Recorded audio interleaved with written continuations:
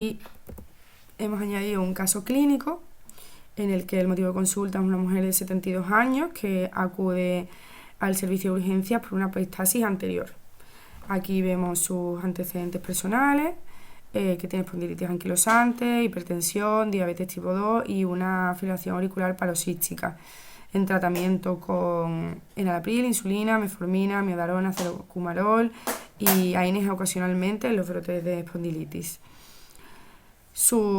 Entre sus constantes estaba la tensión de 150 a 85 y en las pruebas complementarias destacaban una hemoglobina de 12,5, plaquetas de 215.000, creatinina de 1 y NR de 4,9. En el electron teníamos un ritmo sinusal a unos 90 latidos por minuto y un trazado sin alteraciones. Entonces, por una parte, en este caso, como siempre, ante toda hemorragia y ante toda complicación de hemorragia en fase aguda, hay que determinar la gravedad del sangrado, atendiendo a localización, cuantía, repercusión y a los valores analíticos de ella, y atender a la comorbilidad del paciente, que es la que hemos comentado anteriormente. El estado de coagulación y los determinantes del mismo, por ejemplo, que esta mujer está anticoagulada y que su NR está en un 4,9, la corrección de la hemorragia y de la anticoagulación. Y por otra parte, debemos identificar las causas del sangrado y reevaluar la indicación o pauta de anticoagulación, siempre evaluando el riesgo-beneficio, es decir, riesgo de tromboembolia, hemorragia. Entonces, seguimos con esta mujer. Bueno, y en este caso, tras administrar 10 miligramos de vitamina K y un taponamiento de la sal anterior, se atribuye la hemorragia obviamente a la sobredosificación de acenocumarol por la ingesta de algún AINE por dicha espondilitis, por un brote de espondilitis que ella estaba padeciendo.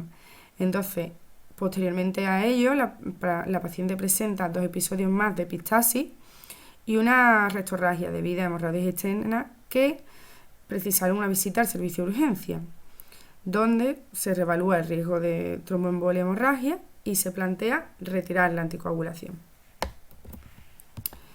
Entonces, aquí tenemos 2 esquemitas bastante sencillos que resumen muy bien el manejo del sangrado agudo en caso de tratamiento con dicumarínico a la derecha y cómo sería el manejo del sangrado agudo en caso de que la paciente estuviera anticoagulada con anticoagulantes directos.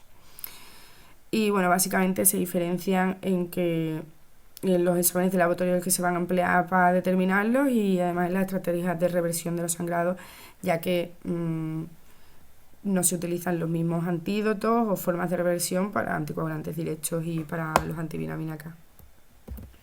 Bueno, es importante en este tipo de pacientes utilizar los esquemas de estratificación del riesgo, ya sea de tromboembolia o de hemorragia, que son el Hashbled y el Shadbas, como ya conocemos. Y es importante para poder identificar los factores de riesgo de hemorragia modificables, identificar a los pacientes de alto riesgo de hemorragia, ya que necesitan un seguimiento más estrecho y normalmente son más susceptibles de utilizar los anticoagulantes directos, que son más seguros. En este caso, nuestra paciente tendría un Shadbas de 5 y un Hashbled de 5, por lo que presenta un alto riesgo tromboembólico y alto riesgo hemorrágico, por lo que vale la pena mantener el tratamiento con anticoagulantes. Después de esta estratificación del riesgo se da de alta y se hace un seguimiento. A esta paciente se le da alta con cetocumarol de nuevo y es remitida para el control estricto de este tratamiento anticoagulante. La paciente, 3 meses más tarde, consulta de nuevo por un brote de espondilitis que precisó tratamiento con un AINE y corticoides. Acude por un dolor intenso lumbar, inicialmente atribuido a la espondilitis, que no accede con altas dosis de AINES y un cuadro presincopal con el ortostatismo. Presenta una tensión arterial de 90-40, una frecuencia cardíaca de 125, palidez mucocutánea, dolor intenso, la percusión lumbar y signo de SOAS positivo, y resto sin hallazgo. La paciente pesa 70 kilogramos, talla de 165, hemoglobina de 8 y NR de 8 y creatinina 1,1. Y bueno, el resto de la analítica sin alteraciones. Se realiza un TAC abdominal y se encuentra un extenso hematoma retroperitoneal. ¿Qué hacemos ante esta situación? ¿Y cuál es el manejo más adecuado? Pues vamos a ver. Por una parte, a la paciente se le realiza un soporte hemodinámico, transfusión de concentrados de hematía y se administra vitamina K y complejo protrombínico. Tras ello se le hace una arteriografía con embolización del punto sangrante y ya que la paciente al final empieza a presentar un poco de imposibilidad para el control adecuado del INR, se da de alta con su alto riesgo tromboembólico y se decide cambiar a un anticoagulante directo. Y ante esta situación nos planteamos qué ventajas tendría cambiar a un anticoagulante directo, cómo debe realizarse el cambio y qué preocupaciones deben tomarse antes del alta. En este caso serían el cambio de en este caso la paciente sería más tributaria de hacer un cambio de acenocumarol por dabigatran, por lo que habría que suspender el acenocumarol e iniciar dabigatran cuando el INR, como podemos ver ahí, sea menor de 2.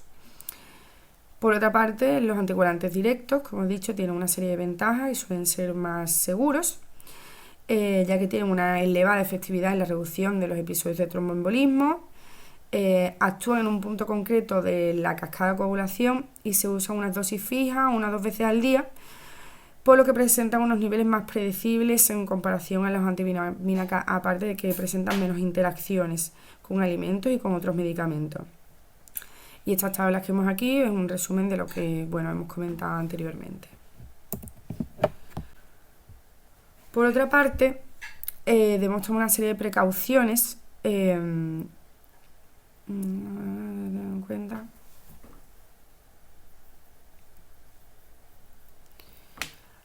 Por otra parte, debemos tener una serie de precauciones, como hemos comentado anteriormente, y debemos atender especialmente al perfil clínico del paciente, a la función renal, que es lo que principalmente interacciona con la dosis de anticoagulantes en sangre, al peso y a las interacciones farmacológicas que pudieran existir entre los anticoagulantes directos y la medicación que tome la paciente, la paciente en este caso.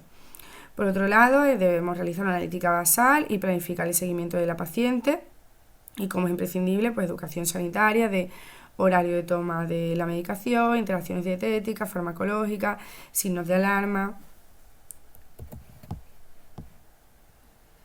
La paciente, 12 meses después, consulta por melenas, mareos, tras un cuadro de gastroenteritis prolongada, tiene entre sus constantes una tensión de 150, frecuencia 85, ligera palidez mucocutánea, signos de deshidratación y en la sonda nasogástrica podemos ver restos hemáticos digeridos, pero no tenemos datos de sangrado activo en el momento actual.